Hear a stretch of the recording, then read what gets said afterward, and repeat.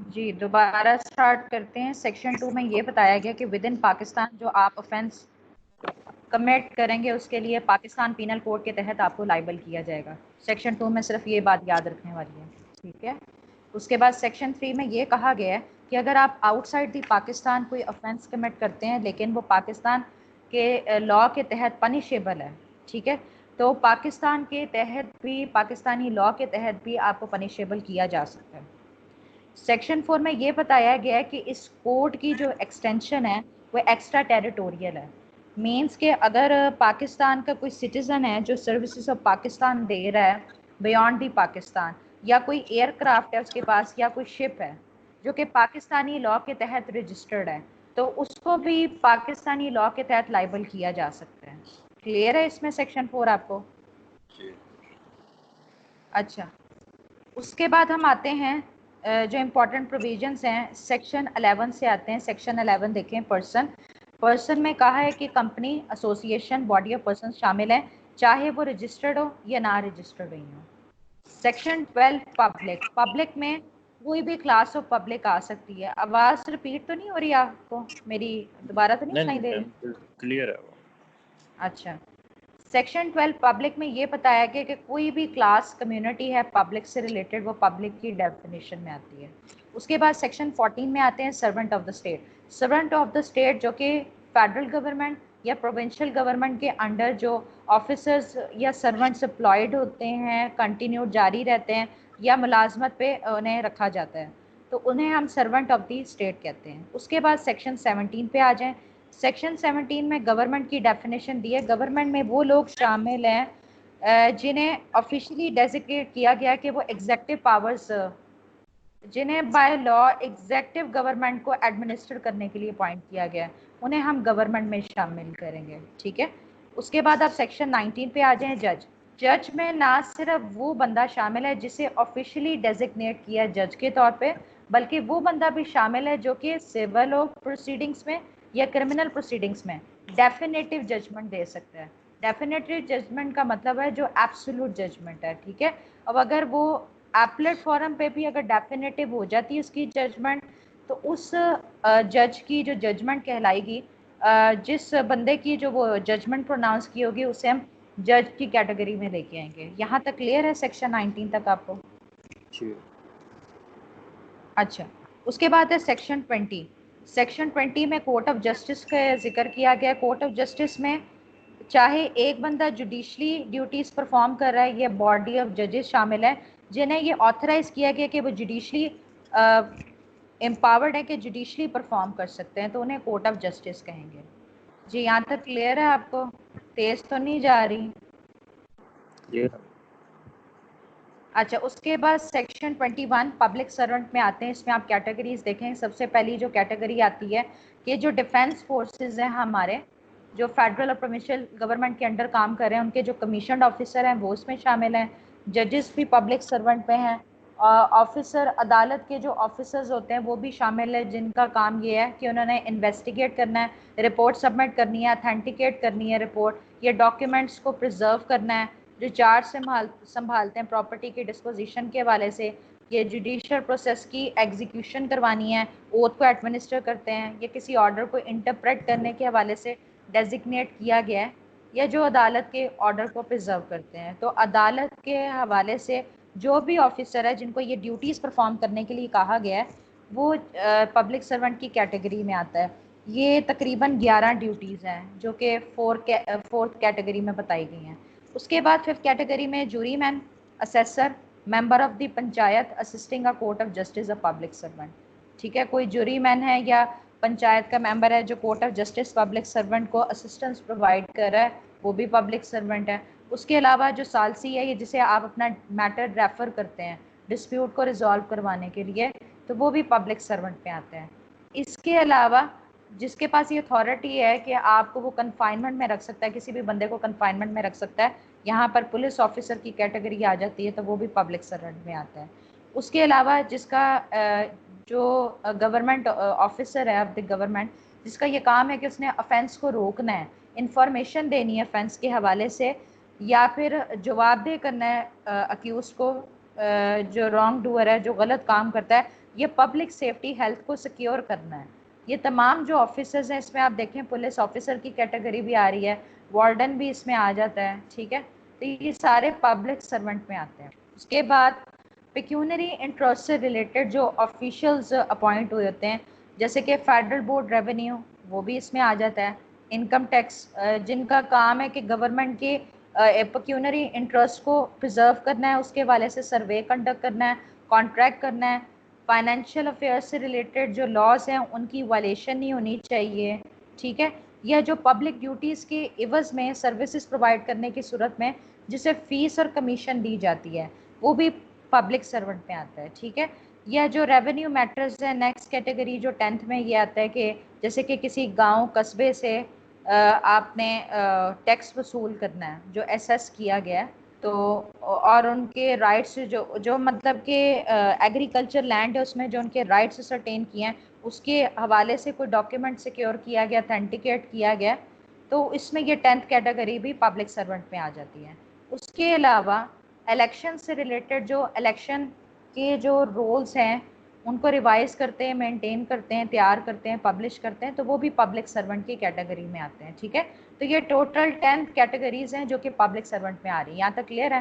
Further आप इसको split कर सकते हैं और तोड़ सकते हैं कंपोनेंट्स में। जी यहाँ तक क्लियर है दानिया आपको? यस। अच्छा, उसके बाद सेक्शन 22। सेक्शन 22 में मूवेबल प्रॉपर्टी बताया गया कि ये कारपोरियल प्रॉपर्टी मतलब कि जो अपना वजूद रखती है, तो ये किसी भी डिस्क्रिप्शन में हो सकती है, लेकिन जो प्रॉपर्टी ज़मीन के साथ जुड़ी है वो प्रॉपर्टी मूवेबल प्रॉपर्टी में नहीं आती। उसके बाद सेक्शन 23 आता है जिसमें रॉन्गफुल गेन, रॉन्गफुल लॉस के हवाले से बताया गया है। तो रॉन्गफुल गेन का मतलब है कि अनलॉफुल वे से जब कोई प्रॉपर्टी गेन करता है ऐसा बंदा जो कि उसके लिए लीगली इंटाइटल्ड भी नहीं है, तो ये रॉन्गफुल गेन में आता है। रॉन्गफुल लॉस में आता है कि जब अनलॉफुल वे से आप किसी को उससे डिप्राइव्ड कर देते हो, उस बंदे को जो कि लीगली इंटाइटल्ड है। उसके अलावा गेनिंग रॉन्गफुली, लूजिंग रॉन्गफुली को इंटरप्रेट किया गया है। तो गेनिंग रॉन्गफुली में दो चीज़ें आपने याद रखनी है, wrongfully retaining and wrongfully acquiring, ठीक है। तो आप फिर कहेंगे कि आप उसे गलत तरीके से गेन कर रहे हैं, लेकिन जब ये कहा जाता है कि लूजिंग रॉन्गफुली, तो उसमें भी आपने दो चीज़ें याद रखनी कि गलत तरीके से आपको उस प्रॉपर्टी से दूर रखा गया, wrongfully kept out of the property, ये wrongfully deprived of the property. तो ये दो कंपोनेंट्स हैं, ठीक है।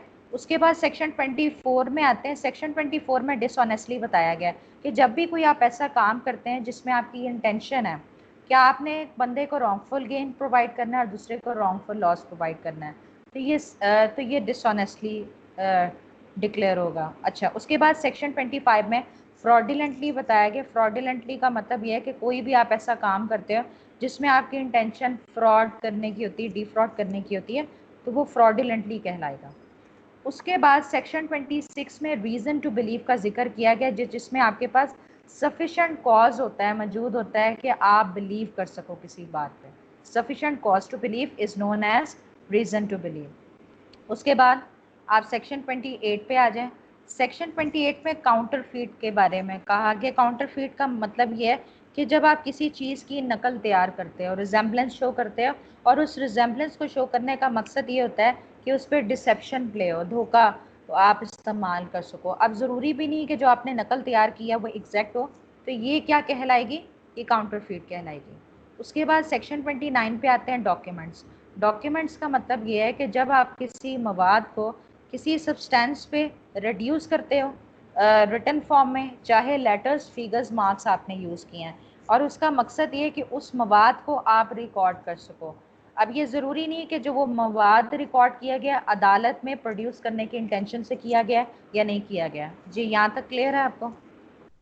दानियाल इधर तक क्लियर है? जी।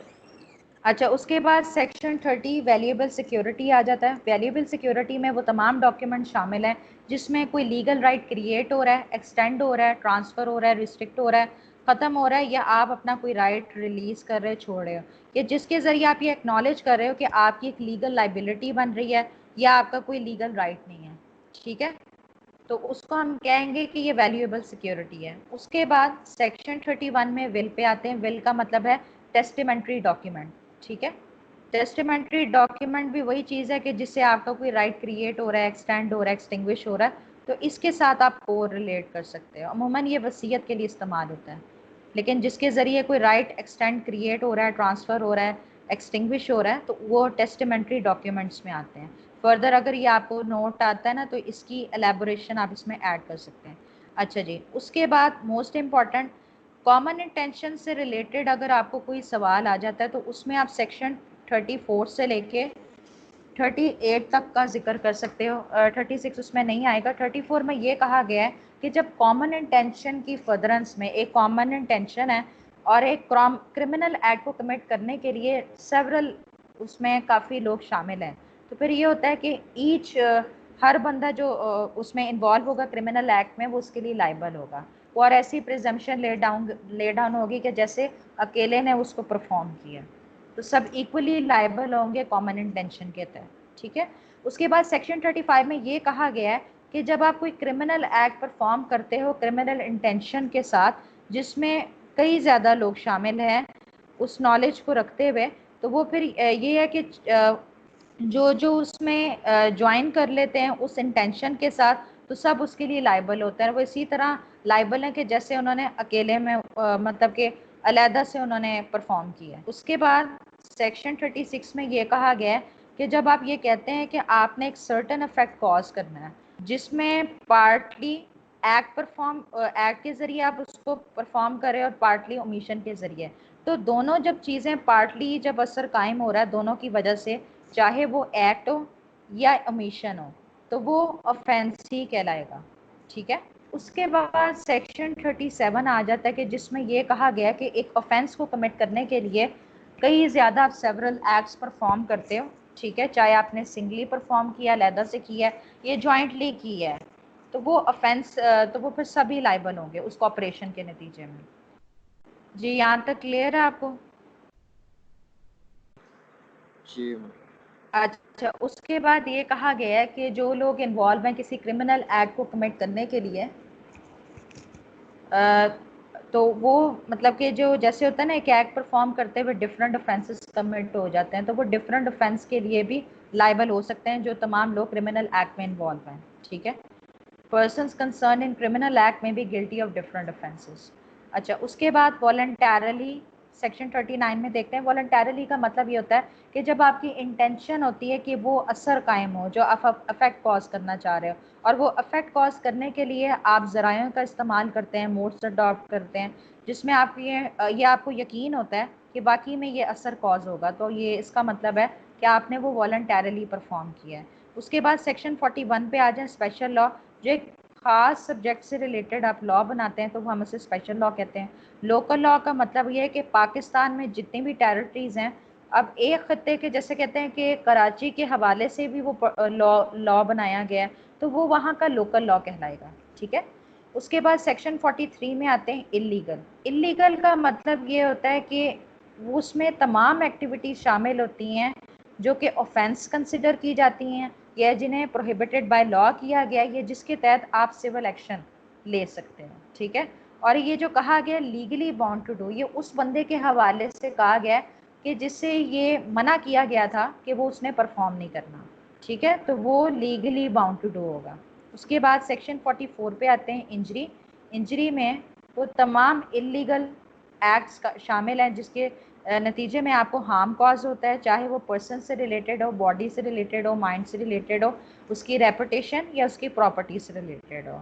उसके बाद सेक्शन 46 में जब डेथ की बात करते हैं तो ह्यूमन बीइंग के हवाले से बात करते हैं। उसके बाद आप आ जाएँ सेक्शन 51 पे ओथ। ओथ का मतलब है जो आप हल्फन बयान देते हो, उसमें सोलम अफर्मेशन शामिल है जो ओथ के सब्सिट्यूट के तौर पर इस्तेमाल होता है, या जो आप डेक्लेरेशन देते हो किसी ऑथराइज पर्सन के सामने, जैसे कि पब्लिक सर्वेंट के सामने देते हो, जिसे as a proof court of justice के सामने इस्तेमाल किया जा सकता है या नहीं भी इस्तेमाल किया जा सकता, तो वो ओथ कहलाता है। उसके बाद सेक्शन 52 पे आते हैं गुड फेथ। गुड फेथ का मतलब ये है कि अगर आपने कोई काम ड्यू केयर अटेंशन के साथ किया है तो वो गुड फेथ है, अगर इसकी एब्सेंस है तो वो काम गुड फेथ नहीं कहलाएगा।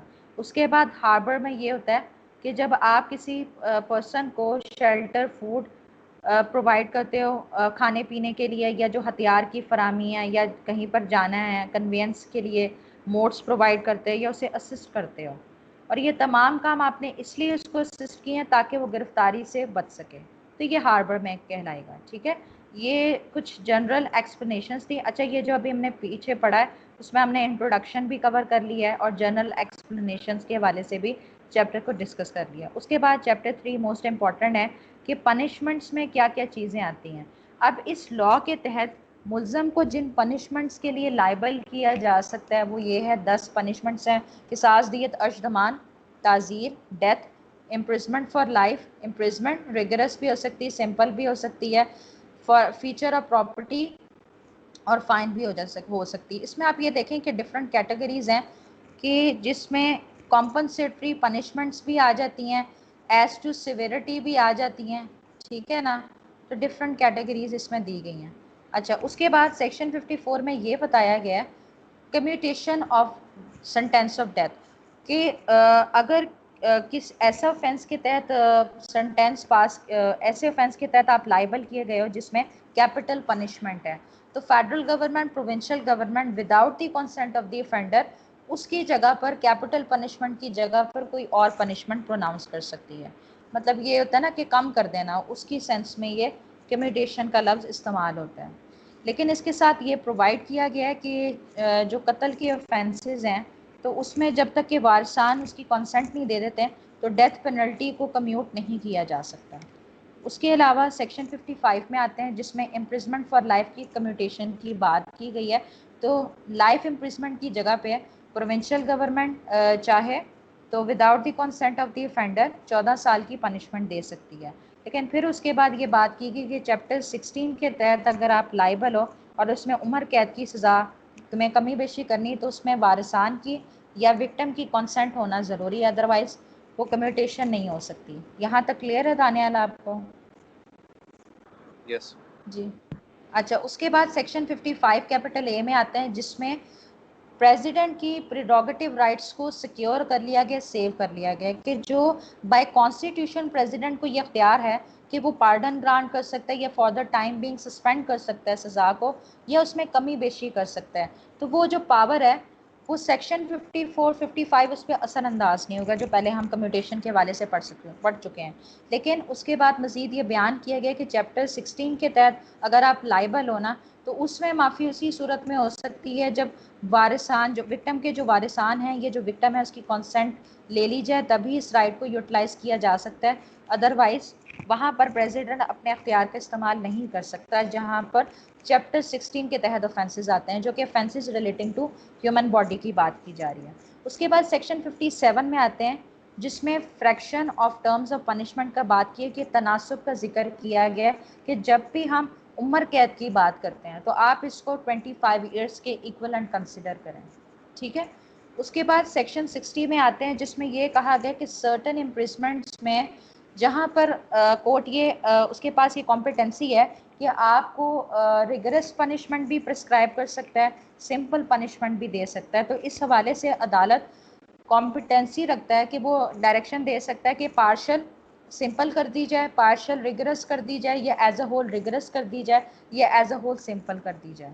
उसके बाद सेक्शन 63 में आते हैं, ये अगर आपको काइंड्स ऑफ पनिशमेंट पे सवाल आता है ना तो चैप्टर 3 आप पूरा एलेबोरेट कर सकते हो जब आप जो पनिशमेंट लिख रहे होगे। ठीक है, उसके बाद सेक्शन 63 में अमाउंट ऑफ फाइन पे आते हैं कि जहाँ पर जिस ऑफेंस के लिए फ़ाइन की अमाउंट प्रिस्क्राइब नहीं होती तो उसका क्राइटेरिया ये बताया गया कि अनलिमिटेड तो हो सकती है लेकिन एक्सेसिव नहीं होनी चाहिए।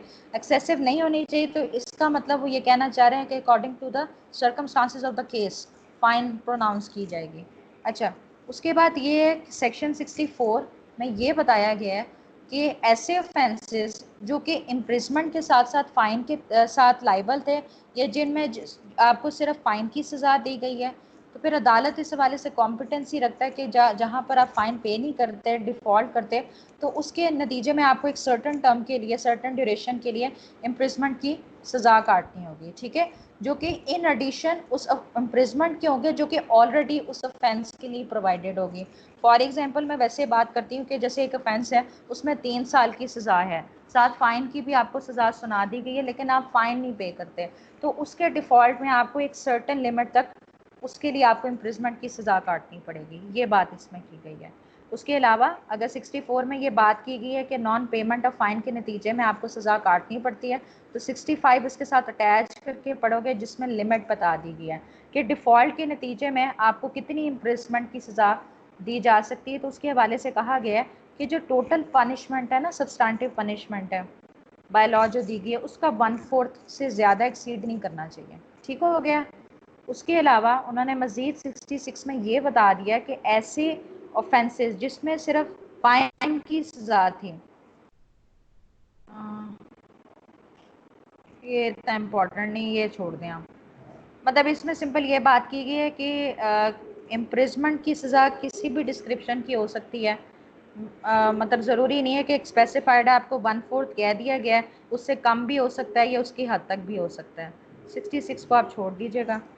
अच्छा, उसके बाद सेक्शन 67 पे आते हैं, जिसमें ये बताया गया है कि ऐसे ऑफेंसेस जिसमें सिर्फ फ़ाइन की सज़ा है और आपने फ़ाइन में डिफ़ॉल्ट कर गए हो, तो वो ये होगा कि सिंपल इम्प्रिजमेंट होगी, और उसका ये एक स्केल बता दिया गया है कि अगर आपकी फ़ाइन की जो अमाउंट 50 रुपीज़ से ज़्यादा नहीं थी, तो 2 माह से ज़्यादा की आपको इम्प्रिजमेंट की सज़ा सुनाई नहीं जा सकती, और अगर 100 तक थी, 100 से ज़्यादा नहीं एक्सीड कर रही, तो 4 माह तक की सज़ा दी जा सकती है। और दूसरे केसेस में 6 मंथ्स तक होती है फ़ाइन के डिफ़ॉल्ट पे। अमूमन यही क्राइटेरिया से हुआ है सेटल कि 6 माह से ज़्यादा की सज़ा नहीं दी जा सकती फ़ाइन के डिफ़ॉल्ट में। ठीक हो गया।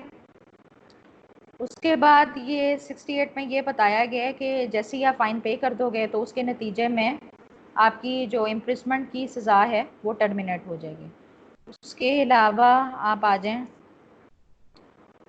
सेक्शन 71 में, सिर्फ ये बात याद रखने वाली है कि जैसे ये होता है कि सीरीज़ ऑफ एक्ट्स आप करते चले जाते हैं और उसमें एक से ज़्यादा ऑफेंसेस कमिट हो जाते हैं, या फिर कोई एक ऑफेंस ऐसा है जो कि डिफरेंट डेफिनेशंस के अंडर आ रहा है। मतलब अगर एक लॉ है, इसके तहत भी आ रहा है और इसके तहत भी आ रहा है, ठीक है, या फिर एक डिफरेंट ऑफेंस भी कॉन्स्टिट्यूट हो रहा है जब एक दूसरे से एक्ट्स मिलते हैं, तो उसमें ये है कि उसमें क्राइटेरिया ये सेटल किया हुआ है कि जब आप ऑफेंस के लिए सज़ा दे रहे होगे ना, तो सिवियर पनिशमेंट नहीं देनी, जिसकी सबसे ज़्यादा लेस होगी ना, वो प्रेस्क्राइब की जाएगी, मतलब वो उसे पनिशमेंट सेंटेंस के तौर पे दी जाएगी। यहाँ तक क्लियर है दानियल? यस। अच्छा जी। उसके अलावा ये कहा गया है कि जहाँ पर एक से ज़्यादा ऑफेंसेस के लिए कोई लाइबल होता है बंदा, और ये डाउटफुल होता है कि कौन सी मतलब कि उसे ऑफेंस के तहत गिल्टी किया जाए, तो उसके लिए क्राइटेरिया ये है कि जो तमाम ऑफेंसेस के लिए पनिशमेंट बताई गई है ना, उनमें जो सबसे लोएस्ट है ना पनिशमेंट, वो सज़ा के तौर पर देनी चाहिए। उसके अलावा ये बताया गया है कि सोलिटरी कन्फाइनमेंट की प्रोविज़न भी यहाँ रखी गई है सेक्शन 73 में।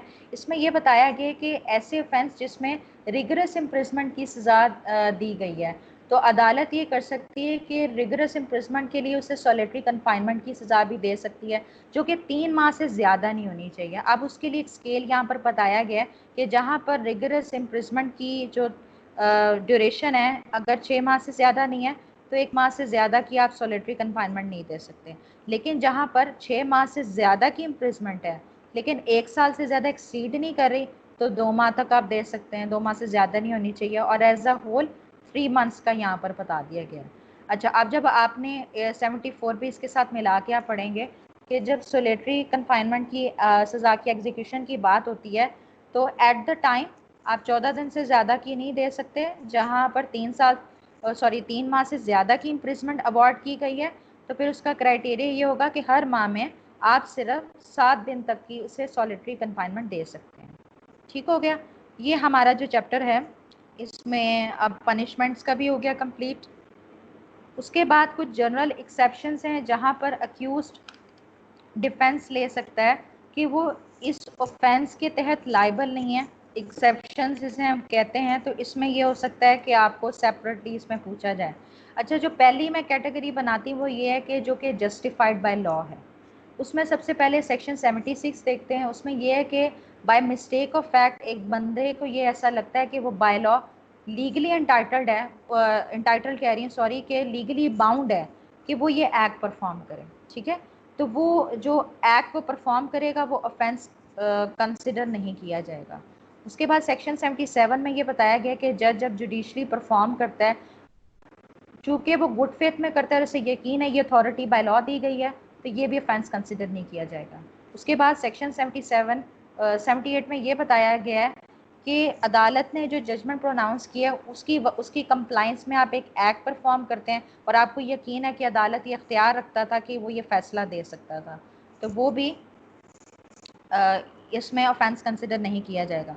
उसके बाद 79 में ये बताया गया कि जब आप कहते हैं कि ये जस्टिफाइड बाय लॉ है कि वो ये एक्ट परफॉर्म कर सकता है, उसने मिस्टेक ऑफ फैक्ट की वजह से किया है, मिस्टेक ऑफ लॉ की वजह से नहीं लिया, क्योंकि mistake of law is no excuse.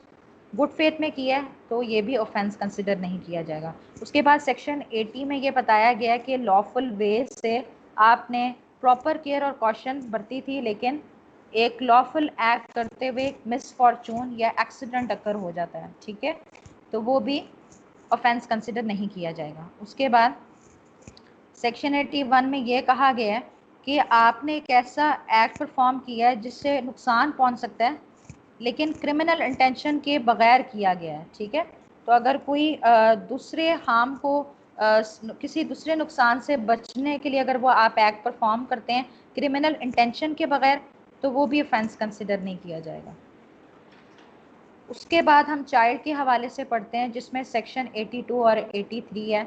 ये पुरानी अमेंडमेंट है, आपकी न्यू बुक में लिखी होगी। सेक्शन 82 में ये कहा गया है कि 10 साल से कम के जो बच्चा अगर कोई एक्ट परफॉर्म करता है ना, वो ऑफेंस कंसिडर नहीं किया जाता। मैंने ऑलरेडी बुक में मेंशन करके ना अलग-अलग कैटेगरीज बना दी हैं। अच्छा, 83 में ये बताया गया कि एक ऐसा बच्चा है जिसने कोई एक्ट परफॉर्म किया है जिसकी उम्र 10 साल से कम है, लेकिन 14 साल से एक मिनट ज़रा, nothing is an offence which is done by a child above 7 years of age, 10 साल से ज़्यादा की उम्र है और 14 साल से कम की उम्र है। ये अब न्यू अमेंडमेंट में लिखा हुआ है। यहाँ पर आप अबव 10 ईयर्स लिखेंगे और यहाँ पर लिखेंगे अंडर 14 ईयर्स, जिसके पास सफिशेंट मेच्योरिटी नहीं है कि वो अंडरस्टैंड कर सके कि उसने उसके एक्ट के क्या कॉन्सिक्वेंसेज होंगे, तो वो भी ऑफेंस नहीं होगा। उसके बाद 84 में पर्सन ऑफ अनसाउंड माइंड का जिक्र किया गया कि ऐसे बंदे ने उस एक्ट को परफॉर्म किया है जो कि अनसाउंड माइंड होने की वजह से वो उसकी नेचर को नहीं समझ सकता कि क्या गलत है क्या कॉन्ट्रेरी टू लॉ है, तो वो भी ऑफेंस नहीं है इसमें। उसके बाद सेक्शन 85 में ये बताया गया कि इंटॉक्सिकेशन की हालत में उसकी कंसेंट के बगैर इंटॉक्सिकेशन उसको करवाई गई है और एक्ट परफॉर्म करवाया गया है। हाँ, ये वाला 85 में, तो फिर ये है कि वो भी ऑफेंस कंसिडर नहीं किया जाएगा। इसमें फर्दर 86 में ये बताया गया कि एक ऐसा ऑफेंस जिसके लिए पर्टिकुलर इंटेंट होना ज़रूरी है, चूँकि इंटॉक्सिकेशन में वो आपने एक्ट परफॉर्म किया है और आपकी कंसेंट के बगैर किया गया, तो वो भी ऑफेंस कंसिडर नहीं किया जाएगा। उसके बाद कंसेंट के सेक्शन आ जाते हैं 87 से ऑनवर्ड्स। अच्छा, इसमें 87 में ये पढ़ा है कि आपकी ये इंटेंशन नहीं थी कि आपने डेथ कॉज करनी है, हर्ट कॉज करना है, और आपने ये है कि उसके वाले से कंसेंट ले ली थी, गुड फेथ में ली थी, और ये है कि जिसकी कंसेंट ली गई थी वो रिस्क लेने को तैयार था। ठीक है, तो अगर कोई एक्ट की वजह से डेथ ग्रीवियस हर्ट कॉज हो जाती है तो वो ऑफेंस कंसिडर नहीं किया जाएगा। उसके बाद सेक्शन 88 में ये बताया गया कि जो आपने एक्ट परफॉर्म किया है ना, उसमें आपकी इंटेंशन नहीं थी कि डेथ कॉज हो, लेकिन साथ ये कि आपने कंसेंट ले ली थी और वो उस पर्सन की बेनिफिट के लिए ली गई थी, गुड फेथ में ली थी, तो वो भी ऑफेंस कंसिडर नहीं किया जाएगा। यहाँ तक क्लियर है आपको? एक दफ़ा गो थ्रू करोगे ना बुक से तो फिर आपको ये आसान लगेगा। अच्छा जी, Yes. उसके बाद सेक्शन 89 में ये बताया गया है कि जब आप किसी बच्चे की बेनिफिट के लिए या ऐसे इंसेन पर्सन की बेनिफिट के लिए अगर आप कोई काम करते हैं और उसके लिए आपने उसके गार्डियन से कंसेंट ले लिया है, तो अगर कोई हार्म कॉज होता है तो वो ऑफेंस कंसिडर नहीं किया जाएगा। लेकिन साथ ये भी बता दिया गया है कि किस पर्पज़ के लिए आप उसको इस्तेमाल कर सकते हो। जब आपका ये पर्पज़ था कि डेथ नहीं कॉज होनी चाहिए, या ग्रीवियस हर्ट से आप उसे बचाना चाह रहे हो, या कोई ग्रीवियस डिजीज़ को क्योर करना चाह रहे हो, तो सिर्फ उसी पर्पज़ के लिए आप सेक्शन 89 के तहत ये बेनिफिट क्लेम कर सकते हो। उसके अलावा सेक्शन 90 में ये बताया गया है कि जब फियर के नतीजे में और मिसकंसेप्शन के नतीजे में जो कंसेंट ली जाती है तो वो सही मायनों में कंसेंट नहीं होती। उसके अलावा इसमें दो और डिस्क्रिप्शन दी है कि जब आप ये बात करते हैं कि इनसेन पर्सन की आपने कंसेंट लिया है, तो उसका मतलब ये होता है कि वो अपनी अनसाउंडनेस की वजह से, इंटॉक्सिकेशन की हालत में वो ये नहीं समझ सकता कि उसने कंसेंट किस चीज़ की दी है। ठीक है। उसके बाद जब हम बच्चे की कंसेंट के बारे में बात करते हैं तो जिसकी उम्र 12 साल से कम है उस बंदे की कंसेंट बच्चे की कंसेंट कहलाएगी। ठीक हो गया। सेक्शन 90 को, अच्छा ये मैं 92 पहले पढ़ लेती हूँ, फिर आगे 90 का जिक्र कर दूंगी। अच्छा, इसमें ये बताया गया है कि जहाँ पर गुड फेथ में किसी पर्सन के बेनिफिट के लिए आप एक्ट परफॉर्म करते हो लेकिन आपने कंसेंट नहीं ली, ठीक है, क्योंकि उसकी वजह ये है कि कोई ऐसी सिचुएशन नहीं थी कि आप उससे कंसेंट ले सकते थे या कोई लॉफुल गार्डियन नहीं था, तो आप उसके बेनिफिट के लिए विदाउट कंसेंट वो एक्ट परफॉर्म कर सकते हो तो वो ऑफेंस कंसिडर नहीं किया जाएगा। बाकी जिस पर्पस के लिए किया जाएगा वो दोबारा से यहाँ पर रिपीट कर दिया गया है, for the prevention of death, previous hurt और क्योरिंग ऑफ डिजीज़। उसके अलावा अदरवाइज आप डेथ कॉज करने के लिए, हार्म कॉज करने के लिए या ऑफेंस की अबैटमेंट के लिए ये बेनिफिट या इस सेक्शन के तहत बेनिफिट क्लेम नहीं कर सकते। अच्छा, उसके बाद सेक्शन 90 जो अभी हमने ऊपर पढ़ा था कि फियर और मिसकंसेप्शन में जो कंसेंट ली गई है उसको आप सेक्शन 94 के साथ मिला के पढ़ें। 93 का बाद में जिक्र करती हूँ। इसमें यह बताया गया कि जब किसी को कंपेल करके थ्रेट किया जाता है कि तुम्हें फौरी तौर पे मार दिया जाएगा, ठीक है, उसके नतीजे में जब आप उससे कोई एक्ट परफॉर्म करवा लेते हो तो वो भी ऑफेंस नहीं है। 90 को 94 के साथ मिला के इसलिए पढ़ा जा रहा है क्योंकि उसमें फियर और मिसकंसेप्शन की बात हो रही है। ठीक हो गया। लेकिन साथ यहाँ पर रिस्ट्रिक्शन लगा दी गई है कि मर्डर और स्टेट ऑफेंसेस के अलावा अगर कोई ऑफेंस कमिट करने के लिए आप उसको कंपेल करते हो, थ्रेट करते हो कि तुम्हें उसे मतलब कि एप्रीहेंड किया जा रहा है कि तुम्हें फौरी तौर पर मार दिया जाएगा, तो वो ऑफेंस नहीं होगा। तो 90 को 94 के साथ आपने मिला के पढ़ना है। उसके बाद सेक्शन 95 ये है कि जिस एक्ट की वजह से एक स्लाइट हार्म हुआ है, हल्का सा नुकसान हुआ है, जिसके लिए अमूमन कोई आम आदमी भी कंप्लेन नहीं करेगा, तो वो भी ऑफेंस नहीं है। ठीक है। इसमें अगर आप ओवरव्यू करें, मैं थोड़ा सा पीछे जा रही हूँ, सेक्शन 76 से बात करते हैं कि इसमें कुछ ऐसे एक्ट्स के बारे में बात की गई हैं जो कि जस्टिफाइड बाय लॉ की बात की जा रही है। ठीक है।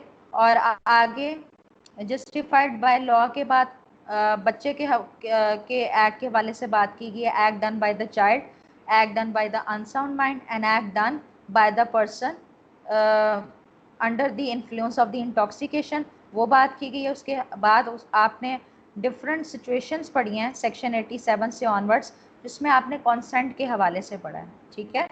उसके बाद फियर और मिसकंसेप्शन में ली गई या जिसमें आपको थ्रेट किया गया, कंपेल किया गया, उसके हवाले से हमने पढ़ा। ठीक है। बाकी मिसलेनियस प्रोविजन में फिर सेक्शन 93 और 95 आ जाता है। ठीक है। अभी फ़िलहाल ये जनरल एक्सेप्शंस का चैप्टर चल रहा है जिसमें आपको फुल फ्लेज अलहदा से राइट ऑफ प्राइवेट डिफेंस पूछा जा सकता है। अच्छा, इसमें 96 से लेके 106 की जो प्रोविज़न है वो राइट ऑफ प्राइवेट डिफेंस के हवाले से बताई गई है, जिसमें सबसे पहले बात ये की गई है कि कोई भी ऐसा काम जो कि राइट ऑफ प्राइवेट डिफेंस में किया जाए तो वो एक्ट ऑफेंस कंसिडर नहीं किया जा सकता।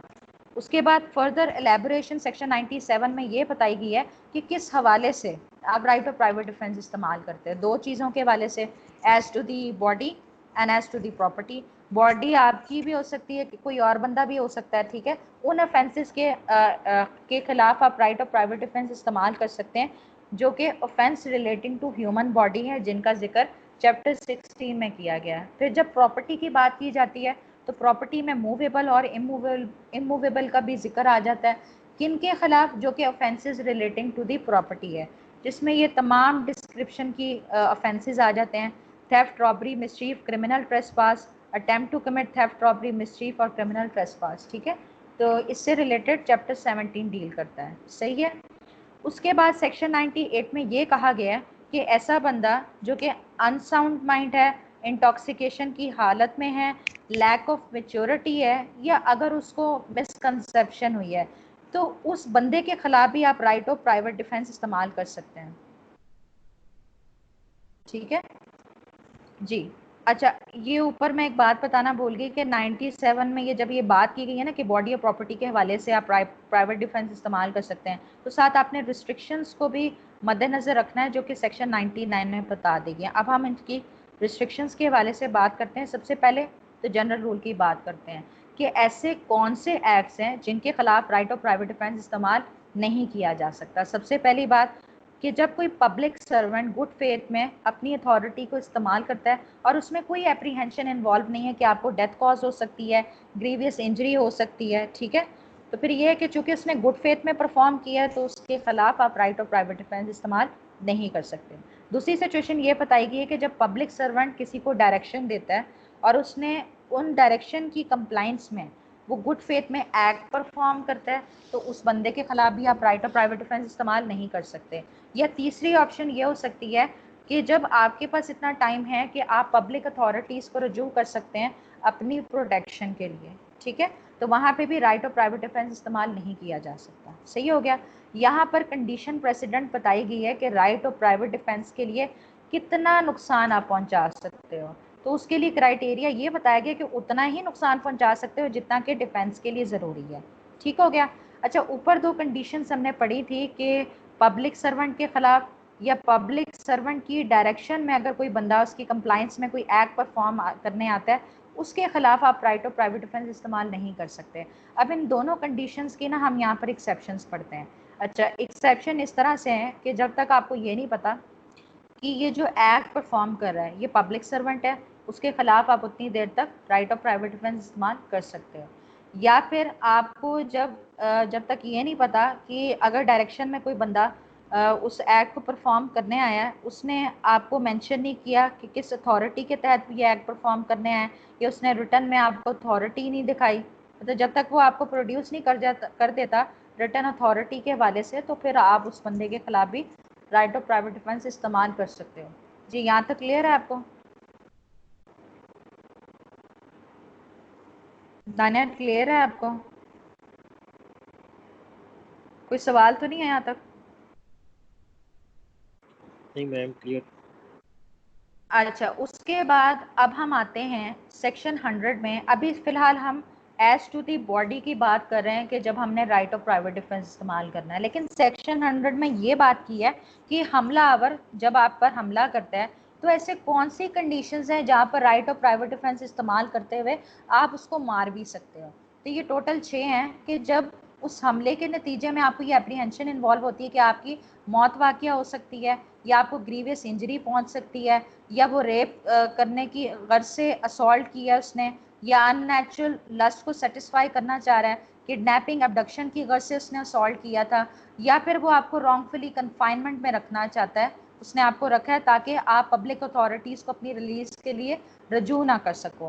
तो ये 6 ऐसी कंडीशंस हैं जहाँ पर राइट ऑफ प्राइवेट डिफेंस इस्तेमाल करते हुए आप उसको उसकी डेथ भी कॉज कर सकते हो। ठीक है, फिर आगे सेक्शन 101 में ये बताया गया कि अगर ये पुरानी जो प्रोसीडिंग सेक्शन में ये जो कंडीशंस एलेबोरेट कर दी गई, अगर इनमें से कोई भी ऐसी कंडीशन नहीं है, तो फिर क्या है कि आप सिर्फ उसको हार्म कॉज कर सकते हो, हमलावर को। ठीक है, उसके बाद 102 में ये बताया गया है कि कब कमेंस होगा आपका right of private defence body के वाले से और कब तक जारी रहेगा।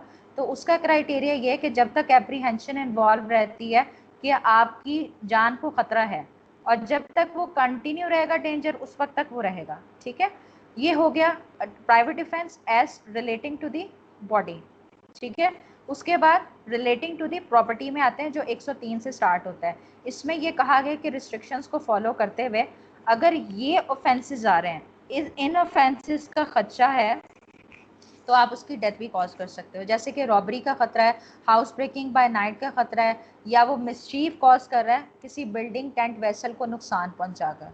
ठीक है, तो फिर ये है कि आप, या फिर यहाँ पर एप्रीहेंशन इन्वॉल्व है कि थेफ्ट, मिसचीफ, हाउस ट्रेसपास के नतीजे में आपको डेथ और ग्रीवियस हर्ट की क्या कहते हैं एप्रीहेंशन इन्वॉल्व है, तो फिर क्या है कि इन कंडीशंस में आप उसकी मौत भी वाक़या कर सकते हैं इन ऑफेंसेस को कमिट करते हुए। ठीक हो गया।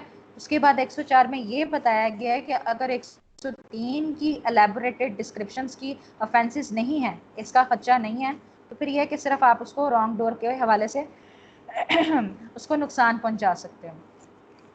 उसके बाद कमेंसमेंट एंड कंटिन्यूंस की बात की गई है प्रॉपर्टी के हवाले से कि जब तक एप्रीहेंशन ऑफ डेंजर इन्वॉल्व होता है वहाँ से आपका right of private defence commence करेगा। ठीक है, उसमें फर्दर ऑफेंसेस के हवाले से ये बता दिया गया है कि थेफ्ट के हवाले से जब राइट ऑफ प्राइवेट डिफेंस की बात की जाती है तो उस वक्त तक जारी रहता है जब तक ऑफेंडर अपनी प्रॉपर्टी को मतलब के वो जो ऑफेंडर ने आपकी प्रॉपर्टी रख ली उसको छोड़ ना दें। ये जब तक पब्लिक अथॉरिटीज़ की असिस्टेंस से वो प्रॉपर्टी रिकवर ना हो जाए तो फिर उस वक्त तक आपका राइट ऑफ प्राइवेट डिफेंस जारी रहता है। उसके बाद ये कहा गया कि रॉबरी के हवाले से राइट ऑफ प्राइवेट डिफेंस उस वक्त तक जारी रहेगा कि जब तक वो आपकी ये एप्रीहेंशन इन्वॉल्व रहता है कि आपको डेथ कॉज कर देगा, मार देगा, नुकसान पहुंचा देगा, ये रॉन्गफुली रिस्ट्रेन करेगा, ये फियर इन्वॉल्व है, तो उस वक्त तक रॉबरी के हवाले से राइट ऑफ प्राइवेट डिफेंस जारी रहता है। ठीक है, उसके बाद क्रिमिनल ट्रेसपास मिसचीफ के हवाले से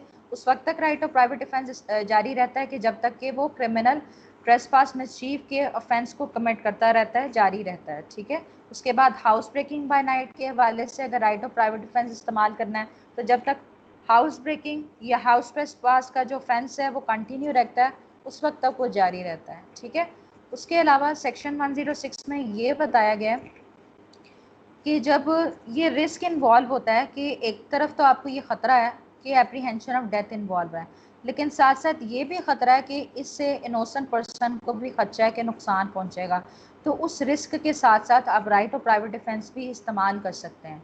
जी दानियाल, यहाँ तक क्लियर है? यस। अच्छा, इसमें मैं अबैटमेंट कल करवाऊंगी, इसमें एक शॉर्ट्स है वो करवा के ना मैं फर्दर काम करवा लूँ। मेरा ख्याल से इतना आज काफ़ी है, या और करना है आपने? जी ठीक है। अच्छा, क्रिमिनल कॉन्स्पायरेसी में सिर्फ ये बात याद रखनी है कि जब दो या दो से ज़्यादा लोग एग्री करते हैं कि वो इलीगल एक्ट परफॉर्म करेंगे किसी ऑफेंस की कमीशन के हवाले से, तो ये क्रिमिनल कॉन्स्पायरेसी कहलाता है।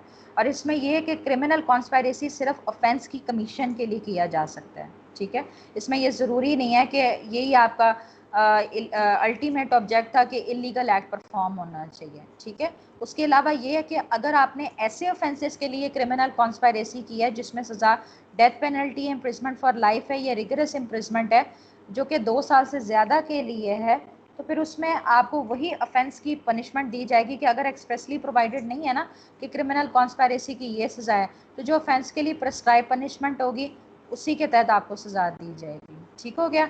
इसके अलावा अगर किसी और ऑफेंसेस के लिए आपने कॉन्स्पायरेसी की है तो उसके लिए एक ड्यूरेशन है सेट के 6 माह तक विद फाइन सज़ा आपको दी जाएगी। जी दानियल, यहाँ तक क्लियर है आपको? Yes ma'am.